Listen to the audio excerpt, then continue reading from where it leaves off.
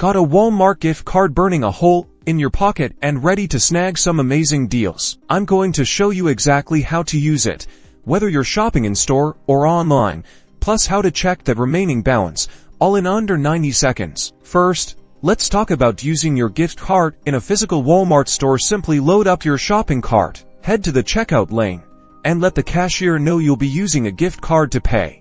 After the cashier rings up your items, present your Walmart gift card. They will scan the card or manually enter the gift card number and PIN. If the gift card doesn't cover the entire purchase, you can pay the remaining balance with cash, debit, or another credit card. Be sure to grab your receipt.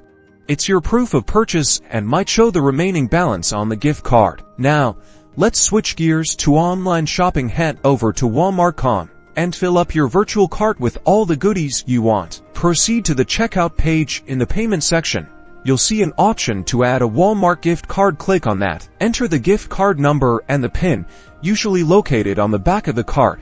Being careful to type them incorrectly, click apply. The gift card amount will be deducted from your order total. If there's a remaining balance, you can pay it using another payment method, just like in store. Finally, let's cover how to check your gift card balance. The easiest way is to visit Walmart.com and look for the Check Gift Card Balance tool, usually found in the customer service or gift card section of the website. Enter your gift card number and PIN, click submit or check balance, and there you have it.